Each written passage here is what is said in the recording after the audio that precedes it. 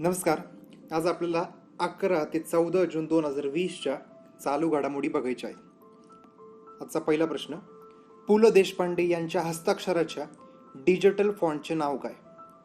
याचं उत्तर आहे पु ल 100 असं नाव दिलेलं आहे, पु ल 100. आता या प्रश्नाचं स्पष्टीकरण बघा. काय सांगितलेले, पु ल देशपांडे यांचा जन्म जर बघितला आपण 8 नोव्हेंबर 1919ला त्यांचा जन्म झाला होता आणि आता त्यांचे जन्मशताब्दी वर्ष साजरे होत आहे. म्हणजे 100 वर्ष होऊन गेलेले त्यांचा जन्म होऊन, म्हणजे त्यांचा आत्ता मृत्यू सुद्धा झालेला आहे, पण त्यांच्या जन्माला आत्ता 100 वर्ष कंप्लीट झालेले आहेत. आणि त्या निमित्ताने आत्ता काय केलेलं आहे, इथं पु ल 100 नावाने आत्ता एक फॉन्ट तयार केलेला आहे, डिजिटल फॉन्ट. एक उदाहरण सांगतो इथं. आता हा पॉईंट जो आहे किंवा हा कटआउट जो आहे हा मी लोकसत्तामधून घेतलेला आहे आणि लोकसत्तामध्ये हा जो टाईप केलेला फॉन्ट आहे, या फॉन्टला आपण देवनागरी फॉन्ट असं म्हणतो. देवनागरी म्हणजे आपल्याला वर्डमध्ये गेल्यानंतर वरती सिलेक्ट करतो आपण फॉन्ट, तो फॉन्ट कुठला या ठिकाणी देवनागरी.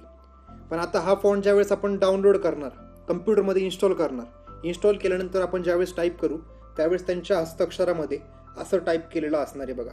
आणि हा जो पॉईंट आहे म्हणजे किंवा हा फॉन्ट जो आहे, हा फॉन्ट आपण कुठून डाउनलोड करू शकतो तर BBirbal.in पु ल 100 या संकेतस्थळावरती गेल्यानंतर आपल्याला त्या ठिकाणी हा फॉन्टची इन्स्टॉल फाईल भेटेल आणि तो फॉन्ट आपण इन्स्टॉल केल्यानंतर आपल्या कम्प्युटरमध्ये सुद्धा आपण हा फॉन्ट वापरू शकतो. पुढचा प्रश्न, 2020 साली तुकाराम महाराजांची होणारी पालखी कितव्या क्रमांकाची आहे? याचं उत्तर आहे 335व्या क्रमांकाची. म्हणजे पालखी सुरून किती वर्ष कंप्लीट झालेली आहेत? 335 वर्ष कंप्लीट झालेली आहेत. ज्ञानेश्वरांची पालखीला सुरू होऊन किती वर्ष झालेले आहेत? ते 190 वर्ष कंप्लीट झालेले आहेत. तुकाराम महाराजांसाठी 335 आणि संत ज्ञानेश्वरांसाठी 190. आता तुकाराम महाराजांची पालखी कधी सुरू झाली होती? तो 1685ला सुरुवात झाली होती आणि संत ज्ञानेश्वरांची पालखीला सुरुवात कधी झाली होती तर 1830 साली झाली होती. तेच पॉईंट या ठिकाणी दिलेले आहेत, मी इथं बॉक्स करून दाखवलेले ते दोन्ही पॉईंट. तुकाराम महाराजांची पालखी जर बघितली, तुकाराम महाराजांची पालखी देहूमध्येच आहे आणि ज्ञानेश्वरांची पालखी जर बघितली तर ज्ञानेश्वरांची पालखी सुद्धा कुठे आत्ता आळंदीलाच आहे. आणि सर्वात शेवटच्या दिवशी म्हणजे डायरेक्ट 30 तारखेला ती पालखी डायरेक्ट हेलिकॉप्टर किंवा बस असेल किंवा वाहन असेल इतर कुठलं तरी, त्या वाहनाद्वारे डायरेक्ट त्या ठिकाणी पंढरपूरला नेण्यात येणार आहे. आणि त्या ठिकाणी फक्त लोक किती हजर असणार आहेत तर 50च लोक त्या पालखीला हजर असणार आहेत. मागील वर्षांप्रमाणे जर बघितलं आपण, मागील वर्षांप्रमाणे जशी गर्दी होत होती तशी गर्दी यावेळेस होणार आहे का तर नाही होणार. बरं, हा निर्णय कशामुळे घेतलेला आहे सगळ्यांनाच माहिती आहे आपल्याला. कोविड-19चा जो काही प्रसार झालेला आहे त्यामुळे असा निर्णय घेण्यात आलेला आहे. पॉईंट लक्षात ठेवा. तुकाराम महाराजांची पालखीला सुरुवात कधी झालेली होती? 1685ला. यावर्षीचं कितवं वर्ष आहे? 335. पुढचा प्रश्न, राष्ट्रीय संस्थात्मक मानांकन यादीनुसार भारतातील कोणते विद्यापीठ प्रथम स्थानी आहे? म्हणजे सर्वोत्कृष्ट विद्यापीठांची त्या ठिकाणी यादी जाहीर केलेली आहे आणि त्याच्यामध्ये पहिलं विद्यापीठ कुठलं आहे तर Indian institute of science Bangalore. म्हणजे त्याला शॉर्टमध्ये आपण IISc असं म्हणतो, IISc बेंगलोर असं म्हणतो. हे पहिल्या स्थानी आहे. दुसऱ्या स्थानी कोण आहे? JNU दिल्ली हे दुसऱ्या स्थानी आहे. JNU म्हणजेच काय? जवाहरलाल नेहरू युनिव्हर्सिटी दिल्ली. या यादीमध्ये 9व्या स्थानी कोण आहे? 9व्या स्थानी जर बघितलं सावित्रीबाई फुले पुणे विद्यापीठ हे 9व्या स्थानी आहे आणि भारतीय विद्यापीठ हे 63व्या स्थानी आहे. तर न्यूजपेपरला या संबंधी काय काय पॉईंट आले होते बघूयात. आता इथं पुण्यातल्या विद्यापीठांची यादी दिलेली आहे. पुण्यातले विद्यापीठ जर बघितले, सावित्रीबाई फुले पुणे विद्यापीठ 9व्या स्थानी दिलेले, सिम्बॉयसिस इंटरनॅशनल युनिव्हर्सिटी 43व्या स्थानी, डॉक्टर DY पाटील विद्यापीठ 46व्या स्थानी, भारतीय विद्यापीठ 63व्या स्थानी. ही फक्त पुण्यातली यादी दिलेली इथं. भारताची जर पहिल्या स्थानी कोण सांगितलं आपण? Indian institute of science Bangalore. दुसऱ्या स्थानी कोण आहे? JNU. 2 लक्षात ठेवा. 9व्या स्थानी कोण आहे इथं? सावित्रीबाई फुले पुणे विद्यापीठ 9व्या स्थानी आहे.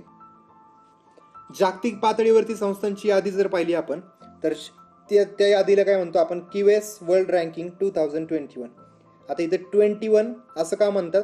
QS रँकिंग ज्यावेळेस दिलं असतं प्रत्येक वर्षी देताना ते एक वर्ष जे आहे ते नेहमी पुढचंच दिलेलं असतं. म्हणजे मागच्या वर्षी 2019ला जो अहवाल जाहीर केला होता त्याला त्यांनी 2020 असं म्हटलं होतं आणि आता 2020मध्ये जो जाहीर केलेला आहे त्याला नाव काय दिलेलं आहे?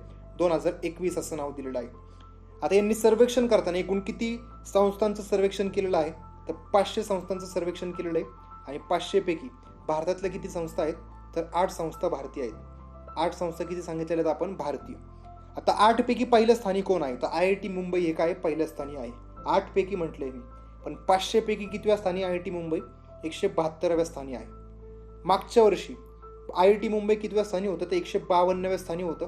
म्हणजे त्याचा अर्थ काय झाला, IIT मुंबई यावर्षी 20 स्थानांनी काय झालेलं आहे, घसरलेलं आहे.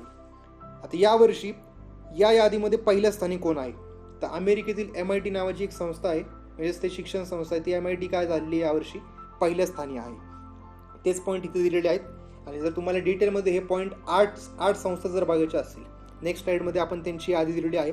172व्या स्थानी कोण म्हटलं आपण, इंडियन इन्स्टिट्यूट ऑफ टेक्नॉलॉजी म्हणजेच काय IIT मुंबई हे 172व्या स्थानी आहे. एकूण संस्थांची यादी किती आहे, 500. आणि त्या 500 पैकी भारतीय किती आहेत, तर 8. त्याच 8ची या ठिकाणी यादी दिलेली आहे. पुढचा प्रश्न, भारतीय वंशीय रतनलाल यांना खालीलपैकी कोणता पुरस्कार जाहीर झाला आहे. रतनलाल यांना कोणता पुरस्कार जाहीर झाला आहे, तर आता जागतिक अन्न पुरस्कार, वर्ल्ड फूड प्राइज असं म्हणतो आपण त्याला, जागतिक फूड अन्न पुरस्कार हा त्यांना आत्ता जाहीर झालेला आहे. याचं स्पष्टीकरण बघूयात. बस सगळ्याच न्यूजपेपरला हेडिंग होती याची, कारण की आता ते अमेरिकेचे आहेत पण मूळ कुठले आहेत ते तर भारतीय. आता त्यांचं नागरिकत्व बघितलं तर ते कुठले नागरिकत्व, अमेरिकेचे नागरिक आहेत. आता या सगळ्या न्यूजपेपरमधून जो काही सारांश आपल्या परीक्षेसाठी महत्त्वाचा निघतोय तो सारांश मी या ठिकाणी काढलेला आहे. आपण फक्त एवढेच पॉईंट बघूयात. त्यातला पहिला पॉईंट बघा, जागतिक अन्न पुरस्कार जो आहे याची सुरुवात कधी झाली होती, 1987ला. कुणी केली होती, नॉर्मन बोरलॉग. आता ही लाईन चेक करा, जागतिक हरित क्रांतीचे जनक आपण कोणाला म्हणतो, नॉर्मन बोरलॉग यांना म्हणतो. आणि त्यांनीच या पुरस्काराची सुरुवात केली होती कधी, 1987ला. बरं, हा पहिलाच पुरस्कार कुणाला दिला गेला मग, तर MS स्वामीनाथन यांना दिला गेला होता. आता MS स्वामीनाथन यांना काय म्हणतो आपण, भारतीय हरित क्रांतीचे जनक कोण म्हणतो आपण, तर MS स्वामीनाथन यांना म्हणतो. पुढचा पॉईंट, या पुरस्काराला शेती क्षेत्रातील नोबेल पुरस्कार समजले जाते. सध्या हा पुरस्कार वर्ल्ड फूड प्राइज फाउंडेशन तर्फे दिला जातो. आणि ते कुठे दिला जातो, अमेरिकेमध्येच दिला जातो. आणि पुरस्काराचे स्वरूप कसे आहे, $2,50,000 इतके स्वरूप आहे. कॉस्ट ऑफ लिव्हिंग 2020 या अहवालानुसार सर्वाधिक महागडे शहर कोणते आहे, याचं उत्तर आहे हाँगकाँग. हाँगकाँग हे शहर पहिलं आहे. आणि याच यादीमध्ये दुसऱ्या स्थानी कोण आहे, अशकाबाद हे दुसऱ्या स्थानी आहे. भारतापैकी जर फक्त आपण कन्सिडर केलं, भारतापैकी सर्वात महागडं पहिलं कोणतं आहे, तर मुंबई. आणि भारतापैकी दुसऱ्या स्थानी कोण आहे, तर दिल्ली हे दुसऱ्या स्थानी आहे फक्त भारतापैकी. बरं, याची डिटेल आकडेवारी आपण नेक्स्ट स्लाईडला बघूयात. तर काय काय दिलेत पॉईंट इथं बघा. बरं, मी इथे स्क्रीनशॉट मुद्दाम टाकला नाही आहे, खूप मोठी माहिती आली होती, त्यापैकी फक्त महत्त्वाचे पॉईंट मी या ठिकाणी घेतलेले. आता कॉस्ट ऑफ लिव्हिंग 2020 हा अहवाल कोण प्रसिद्ध करतं, मर्सर नावाची एक संस्था, त्या मर्सरद्वारे काय केला जातो, हा अहवाल प्रसिद्ध केला जातो. या अहवालानुसार 2020 मध्ये सर्वाधिक महागडे शहर कोणतं ठरलेलं आहे, हाँगकाँग. आता इथे एक पॉईंट लक्षात ठेवा, हाँगकाँग नावाचा एक देश आहे आणि त्या देशामध्ये परत हाँगकाँग नावाचं एक शहर सुद्धा आहे. आणि तेच शहर या ठिकाणी सर्वात महागडं ठरलेलं आहे. या यादीमध्ये दुसऱ्या स्थानी सर्वात महागडं कोण आहे, अशगाबाद हे कुठे आहे, तुर्कमेनिस्तान या देशामध्ये आहे. मुंबईचे स्थानी या यादीमध्ये कितव्या स्थानी आहे, तर 60व्या स्थानी आहे. 60व्या स्थानी कोण आहे, मुंबई आहे. बरं, फक्त आशियापुरता जर आपण विचार केला, फक्त आशियातली शहरांचा विचार केला तर त्यापैकी मुंबई कितव्या स्थानी आहे, तर आशियामध्ये मुंबई हे 19व्या स्थानी आहे. बाकी आता जर जागतिक पातळीवरती बघितलं आपण, जागतिक पातळीवरती दिल्ली 101व्या स्थानी आहे, चेन्नई 143व्या स्थानी, बेंगलोर 171 आणि कोलकाता 185व्या स्थानी आहे. बरं, आपल्याला एवढे डिटेल काही विचारत नाही, आपल्याला 3-4 पॉईंट महत्त्वाचे लक्षात राहिले पाहिजे. सर्वात महागडे शहर कोणते, तर हाँगकाँग. दुसऱ्या स्थानी कोण आहे, अशगाबाद. भारतापैकी पहिलं कोण आहे, मुंबई. बस एवढे पॉईंट लक्षात ठेवले तरी सफिशियंट आहे. पुढचा प्रश्न, जगातील सर्वात लांब रेल्वे प्लॅटफॉर्म कोणता. आता बऱ्यापैकी तुम्हाला वाटत असेल की गोरखपूर हा असेल, पण गोरखपूरचं रेकॉर्ड आता मोडलेलं आहे. गोरखपूर यापूर्वी होता, पण आता याचं उत्तर काय आहे, तर हुबळी प्लॅटफॉर्म जो आहे तो सर्वात लांब प्लॅटफॉर्म ठरलेला आहे. याचे स्पष्टीकरण बघूयात. काय काय पॉईंट दिलेत बघा. कर्नाटकमधलं हुबळी जे काही स्टेशन आहे त्या स्टेशनवरती हा प्लॅटफॉर्म आहे. आणि प्लॅटफॉर्मची लांबी जर बघितली आपण, ती लांबी किती सांगितली या ठिकाणी, 1400 मीटर एवढी लांबी आहे. म्हणजे 1.4 किलोमीटर एवढी लांबी याची आहे. तर यापूर्वी कुठला होता, तर गोरखपूर. आणि गोरखपूरची लांबी किती होती, 1366 मीटर ही गोरखपूरच्या प्लॅटफॉर्मची लांबी होती. यापूर्वीचा रेकॉर्ड कुणाचा होता, गोरखपूरचा. आणि आता कुणाचा आहे, हुबळी रेल्वे प्लॅटफॉर्मचा. हा जगातील सर्वात आहे बघा, जगातील सर्वात लांब प्लॅटफॉर्म आहे. पुढचा प्रश्न, आदिवासी विद्यार्थ्यांसाठी असणाऱ्या हॉस्टेलसाठी ISO मानांकन मिळवणारे भारतातील पहिले राज्य कोणते? बरं, हा प्रश्न समजून घेण्यासाठी पहिला ISOचा अर्थ समजून घ्या. हे समजून घेण्यासाठी आपण एक उदाहरण घेऊयात. तर कुठल्याही देशामध्ये किंवा कुठल्याही शहरामध्ये एखादी जर सर्व्हिस दिली जात असेल, सेवा दिली जात असेल, तर त्या ठिकाणी सेवा ज्या प्रकारे दिली जाते त्या आधारावरती, म्हणजे कशा प्रकारे सेवा दिली जाते, अतिउच्च प्रकारे दिली जाते, त्या आधारावरती हा ISO मानांकन दिला जातो बघा. म्हणजे सर्वात चांगली जर हॉटेलच्या बाबतीत जर आपण घेतलं उदाहरण, हॉटेलमध्ये सर्वाधिक चांगली सेवा दिली जात आहे, तर त्यावेळेस त्या हॉटेलला कुठलं मानांकन भेटू शकतं? ISO हे मानांकन भेटू शकतं. आणि आता इथं प्रश्न काय विचारलेला आहे? आदिवासी विद्यार्थ्यांसाठी असणाऱ्या हॉस्टेलसाठी, म्हणजे याचा अर्थ काय झाला? हॉस्टेलमध्ये जे काही आदिवासी मुलं राहत आहेत, विद्यार्थी जे काही राहत आहेत, त्यांना सर्वोच्च सेवा त्या ठिकाणी प्रदान केली जाते आणि त्यामुळे हा ISO मानांकन भेटलेला आहे. आणि असे मानांकन मिळवणारे पहिले राज्य कुठले ठरले आहे भारतातले? तर ओडिसा हे राज्य पहिले ठरले आहे. आता याचा हेच पॉईंट इथे दिलेले आहेत.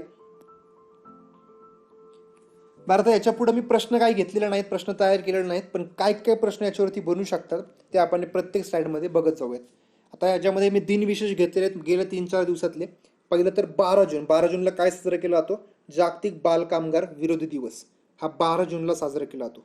आणि या वर्षीची याची संकल्पना काय सांगितलेली आहे? तर COVID-19 protect children from child labour ना मोर दॅन एव्हर. बरं, तर मी हे इंग्लिशमध्ये का सांगत असतो बघा, कारण की MPSCला विचारताना त्या ठिकाणी हे थीम विचारले जातात आणि आहे तसे त्या ठिकाणी इंग्लिश त्याचे शब्द ठेवलेले असतात. आणि जो मराठी ट्रान्सलेट केलेला जो काही वाक्य असतं, आता ते त्यांच्या हिशोबाने ट्रान्सलेट करणार आहे. इथं जरी आपण याला ट्रान्सलेट करून मराठीत सांगितलं तरी आपलं ट्रान्सलेट वेगळं असू शकतं थोडंफार, आणि ते MPSCच्या त्या ठिकाणी ट्रान्सलेट केलेले शब्द थोडेफार वेगळे असू शकतात. त्यामुळे इंग्लिश थीम पाठ केलेले कधी पण सोयीस्कर पडू शकतं. त्यामुळे मी पॉईंट टाकताना हा इंग्लिशमध्येच टाकत असतो. बरं, आता थीम ज्या आहेत त्या फक्त MPSCला विचारल्या जातात. क्लास 3च्या कुठल्याच एक्झामला आत्तापर्यंत तरी थीम विचारत नाही बघा. त्यावेळेस ते फक्त बेसिक हेडलाईनवरती प्रश्न विचारतात. जागतिक बालकामगार विरोधी दिवस कधी साजरा केला जातो? तर 12 जूनला. दुसरा पॉईंट 13 जूनला काय साजरा केला जातो? जागतिक अल्बिनिझम किंवा अल्बायनिझम जागरूकता दिवस साजरा केला जातो. अल्बिनिझम किंवा अल्बायनिझम दोन्ही उच्चार करतात बघा बऱ्यापैकी. बरं, आता अल्बायनिझम किंवा अल्बिनिझम जो काय रोग आहे, तो रोग म्हणजे नक्की काय असतो? नेक्स्ट साईडमध्ये चेक करूयात. आता इथं काय पॉईंट दिलाय बघा. अल्बिनिझम झाल्यानंतर व्यक्ती दिसताना अशा प्रकारे दिसतो बघा तो. आता इथं सायन्स ज्यांनी वाचला असेल त्यांना माहिती असेल आपल्या त्वचेला रंग कशामुळे प्राप्त होतो? तर त्वचेमध्ये मेलनिन नावाचा एक घटक असतो, प्रथिन असतं, त्याच्यामुळे त्या ठिकाणी आपल्या त्वचेला रंग प्राप्त होत असतो. अल्बिनिझम झाल्यानंतर काय होते? त्वचेमधलं मेलनिनचं प्रमाण एकदम कमी होऊन जातं, त्यामुळे त्वचा एकदम पांढरी दिसायला लागते, केस पण त्या ठिकाणी पांढरे दिसायला लागतात, डोळे एकदम घारे दिसायला लागतात. ही सगळी लक्षणं कशामध्ये दिसतात? अल्बिनिझम या रोगामध्ये दिसतात. आणि अल्बायनिझम जागरूकता दिवस कधी साजरा केला जातो? मग 13 जून रोजी साजरा केला जातो. आणि या वर्षीची म्हणजे 2020ची या रोगाची म्हणजे या दिवसाची संकल्पना काय सांगितलेली आहे? मेड टू शाईन ही संकल्पना सांगितलेली आहे. Made to shine. बरं, शेवटचा दिवस सांगितला इथं मी 14 जूनला काय साजरा केला जातं? जागतिक रक्तदान दिन साजरा केला जातो. जागतिक रक्तदान दिन. रक्तगटांचा शोधच कोणी लावला होता? कार्ल लँडस्टायनर यांनी लावला होता आणि त्यांचा जन्मदिवस असतो 14 जूनला. आणि त्यामुळे तोच दिवस आपण म्हणजे 14 जूनला जागतिक रक्तदान दिवस साजरा करतो. आणि या वर्षीची 2020ची याची संकल्पना काय? Save blood save lives he त्याची संकल्पना सांगितलेली आहे. पुढचा पॉईंट बघूयात. बरं, आता नेपाळ संदर्भ पॉईंट या ठिकाणी. बरं, हा जो पॉईंट आहे या पॉईंटवरती शक्यतो प्रश्न बनण्याचे चान्सेस कमी आहेत आणि प्रश्न जरी बनला तरी फक्त एक प्रश्न बनू शकतो. तो काय बनेल पुढं सांगतोच मी, पण आता हा पॉईंट पहिला क्लिअर करून घ्या. बरं, या ठिकाणी मी नेपाळचा मॅप दाखवलेला आहे. नेपाळने काय केलेलं आहे आत्ता? त्यांच्या संसदेने म्हणजे नेपाळच्या संसदेने आत्ता एक नवा मॅप त्या ठिकाणी जारी केलेला आहे, संमत केलेला आहे. आणि त्या मॅपमध्ये त्यांनी काय केलेलं आहे? इथं गोल करून दाखवलेला पार्ट आहे बघा. या ठिकाणचा फक्त एवढा पार्ट जो आहे. बरं, नेपाळचा मॅप पहिलं तर समजून घ्या. हा नेपाळचा मॅप आहे. नेपाळच्या या साईडला वरच्या साईडला कोण आहे? चीन आहे. इथं जर बघितलं आपण, इथून एवढं पार्ट कोणाचं आहे? बिहारचं आहे. इथं या साईडला जर बघितलं आपण, इथं कोण आहे? या ठिकाणी उत्तर प्रदेश आहे. आणि या ठिकाणी कोण आहे? इथं उत्तराखंड आहे. म्हणजे आता उत्तराखंडच्या इथला जो पार्ट आहे, हा उत्तराखंड राज्यातला हा पार्ट यांनी काय केलेला आहे? त्यांच्या मॅपमध्ये दाखवलेला आहे. आणि तोच पार्ट इथं झूम करून दाखवलेला आहे बघा. इथं हा पार्ट एवढा जो होता हा त्यांनी काय केलेला आहे? नेपाळने त्यांच्या मॅपमध्ये इन्क्लूड करून घेतलेला आहे. आता प्रश्न काय बनू शकतो तो याच्यामध्ये बघा, नेपाळच्या नव्या मॅपमध्ये भारतातील कोणत्या स्थळांना त्यांनी त्यांच्या मॅपमध्ये जागा दिली आहे किंवा त्यांच्या मॅपमध्ये त्यांनी इन्क्लूड करून घेतला आहे, असा प्रश्न विचारला जाऊ शकतो. आता ते 3 पॉईंट कुठले कुठले आहेत ते इथं बघा. लिपू लेक हा पहिला पॉईंट आहे, त्याच्यानंतर कालापनी आणि तिसरा पॉईंट लिम्पियाधुरा. हे 3 पॉईंटला त्यांनी काय केलेले, म्हणजे या 3 स्थळांना त्यांनी काय करून घेतलेले, त्यांच्या मॅपमध्ये दाखवले. आणि ॲक्च्युअल जर बघितलं आपण, हे तिन्ही पॉईंट कुठले आहेत, भारतातील उत्तराखंड राज्यातील हे तिन्ही पॉईंट आहेत. आणि नेपाळने काय केलेले आत्ता त्यांच्या मॅपमध्ये दाखवलेलं आहे. बरं, आता हे असं का केलं, काय केलं, आपल्याला कोणालाच काही माहिती नाही आहे. पण आपण जर आंतरराष्ट्रीय राजकारण जर फॉलो करत असेल, तुम्हाला बऱ्यापैकी समजून येऊ शकतं. बघा, हे कशामुळे झालेलं आहे किंवा कुणाच्या सांगण्यावरून झालेलं आहे, तर सरळ सरळ आपला इशारा कुणाकडे जातो, चीनकडे जातो. आणि चीनच्याच सांगण्यावरून नेपाळने असं केलेलं असेल असा अंदाज त्या ठिकाणी व्यक्त केला जात आहे. या स्लाइडमध्ये कशाची न्यूज दिलेली आहे, तर कोरोना किंवा कोविड-19ची या ठिकाणी न्यूज दिलेली आहे. आणि कोरोनावरती कुठला प्रश्न बनू शकतो किंवा कुठला प्रश्न बनू शकत नाही, आपण असं काहीच सांगू शकत नाही. कारण की खूप मोठी न्यूज आहे कोरोना किंवा कोविड-19 ही खूप मोठी न्यूज आहे किंवा गाजलेली न्यूज आहे म्हणू शकतो आपण.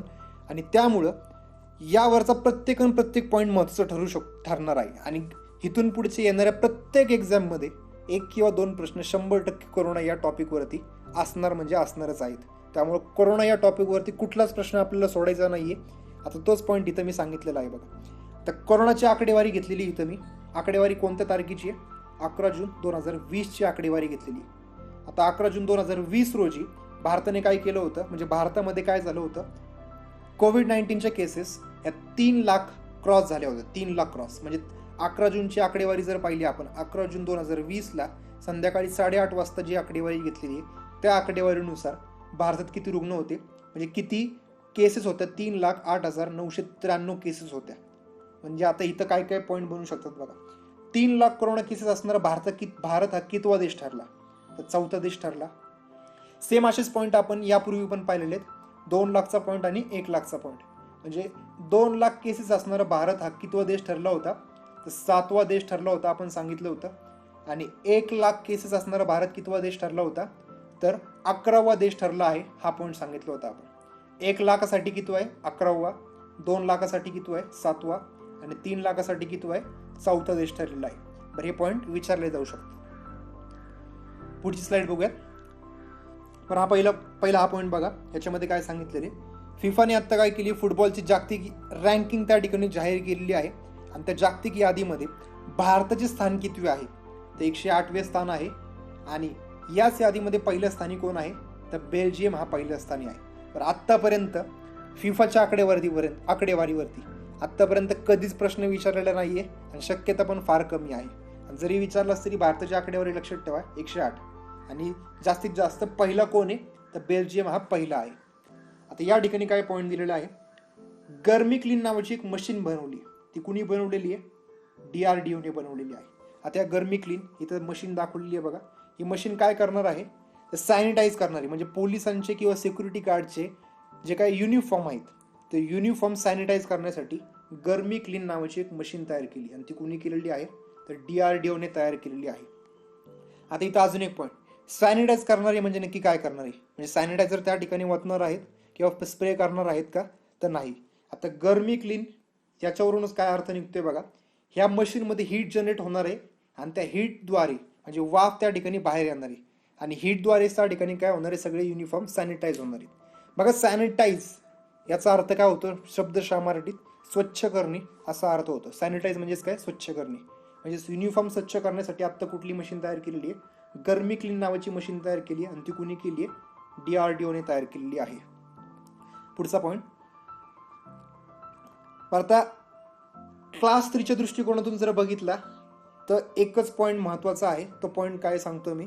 आणि MPSCच्या दृष्टिकोनातून जर बघितला तर हे सगळे पॉईंट जे मी इथं लिहिलेले आहेत ते सगळेचे सगळे पॉईंट काय आहेत, महत्त्वाचे आहेत. आता क्लास 3चा पॉईंट बघूयात. पहिलं काय, क्लास 3 साठी महत्त्वाचा पॉईंट काय तो सांगतो. काती सुलिवन नावाची एक अमेरिकी व्यक्ती आहे.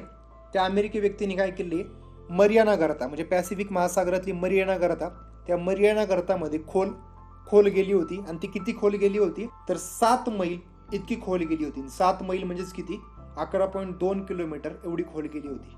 हाच पॉईंट फक्त क्लास 3 साठी महत्वाचं आहे. बघा काय सांगितलं, आतापर्यंत मानवाने गाठलेली समुद्रातील सर्वात खोली कोणी गाठलेली आहे असा प्रश्न बनू शकतो. आणि त्याचं उत्तर काय असणार आहे, काथी सुलिव्हन यांनी गाठलेली आहे. आणि त्या कोणत्या देशातल्या आहेत, अमेरिका या देशातल्या आहेत. किती खोली गाठली होती त्यांनी, 7 मैल. आणि 7 मैललाच किलोमीटरमध्ये किती म्हणतो आपण, 11.2 किलोमीटर एवढी खोली त्यांनी गाठली होती. तर आता अजून स्पष्टीकरणामध्ये अजून काय काय पॉईंट दिलेले आहेत महत्वाचे. 1984 साली त्यांनी अंतराळात जाऊन स्पेस वॉक केले होते आणि त्यावेळी त्या स्पेस वॉक करणाऱ्या प्रथम अमेरिकी महिला ठरल्या होत्या. म्हणजे अमेरिकेकडून स्पेस वॉक करणारी प्रथम महिला कोण असा प्रश्न जर विचारला तर काय असणार आहे त्याचा, कॅथी सुलिव्हन यांनी प्रथम स्पेस वॉक केला होता. बघा पुढचा पॉईंट, पुढचा आणि सर्वात शेवटचा आजचा पॉईंट. आता इथं काय सांगितलेलं आहे बघा, पर्यावरण मंत्री कोण आहेत सध्या आपल्या महाराष्ट्राचे, तर आदित्य ठाकरे हे पर्यावरण मंत्री आहेत. आणि त्यांनी आता काय केलेलं आहे, तर पर्यावरण मंत्रालय हे जे काय नाव होतं ते आता थोडं एक्सटेंड केलेलं आहे. यापूर्वी फक्त पर्यावरण मंत्रालय असं म्हणत होतो आपण, आता त्याला काय म्हणणार आहे आपण, पर्यावरण आणि हवामान बदल मंत्रालय, पर्यावरण आणि हवामान बदल मंत्रालय असं म्हटलं जाणार आहे. आता असं नाव चेंज करणार किंवा एक्सटेंड करणार महाराष्ट्र हे काय पहिलं राज्य आहे का, तर नाही. यापूर्वी पण गुजरात, उत्तर प्रदेश आणि हरियाणा यांनी असंच नावामध्ये चेंज केली होती आणि आता महाराष्ट्राने पण अशा नावामध्ये चेंज केलेली आहे. पण आता आपण पर्यावरण मंत्री असं फक्त म्हणणार का, तर नाही. आता या ठिकाणी काय म्हणणार आपण, पर्यावरण आणि हवामान बदल मंत्री असं म्हणणार. आणि ते कोण आहे सध्याला, आदित्य ठाकरे आहेत.